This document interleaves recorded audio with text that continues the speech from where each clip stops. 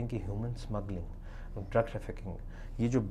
کراچی کے براستے یا سندھ کے براستے، بلوچستان کے براستے، پھر ایران، اور ایران کے اندر پھر جو ایک ایسا شخص ملا، ایک ایسی لڑکی ملی، ایک ایسا لڑکا ملا، میں آپ کو ان کی ڈیٹیلز ریفرنسز دے دوں گا، جو کہ پچھلے 5 سالوں سے لاپتہ تھا، اور ایران سے وہ ایران میں بھی بھیک مانگتا تھا، مطلب باقاعدہ اس کا انفارچونیٹلی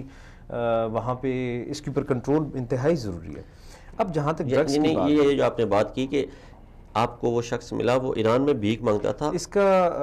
WHO کے ہمارے کورس میں پوری ڈیٹیلز لکھی ہوئی ہیں، وہ لاپتہ ہے، اس کا کوئی پتہ نہیں وہ کہاں سے، پھر مطلب پتہ چل گیا پاکستان سے گیا تھا، پاکستان سے اس کو اغوا کیا گیا، وہاں پہ اس کے ہاتھ پاؤں توڑے گئے، اچھا، اور ایران سے مطلب وہ ایران میں وہ زیارات وغیرہ پہ وہاں پہ بٹھا کے بھیک منگوائی گئی، شرائن کے باہر، یہ ہمارا شرائن کے باہر، یہ ہمارے ایک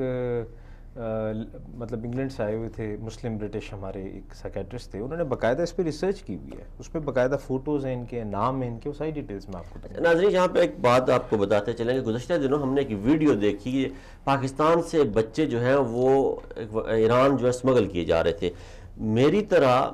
ہر اس شخص جو پاکستانی ہے اس کے دماغ میں یہ سوال بار بار اٹھ رہا تھا، اور خدا گواہ کہ آج اس پروگرام میں آنے تک اور اس گھڑی تک، کیونکہ ہم لائیو پروگرام کر رہے ہیں، مجھے نہیں تھا اندازہ، میں یہ سوچتا تھا کہ ایران میں بچے کیوں اغوا کیے جا رہے ہیں، اس طرف میرا جو ہے وہ دھیان نہیں گیا۔ تو ڈاکٹر صاحب نے بڑی اچھی بات کی کہ جو WHO ورلڈ ہیلتھ آرگنائزیشن وہ ان ایک کورس کرا رہے ہیں اسلام آباد میں، اور اس کورس میں وہ ریفرنس دیا گیا کہ یہ جو بچے پاکستان سے کڈنیپ کیے جا رہے ہیں، اغوا کیے جا رہے ہیں، انہیں ایران میں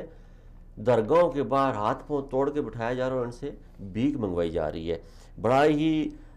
برادر اسلامی ملک کا ایک گھناؤنا چہرہ ہمارے سامنے آیا۔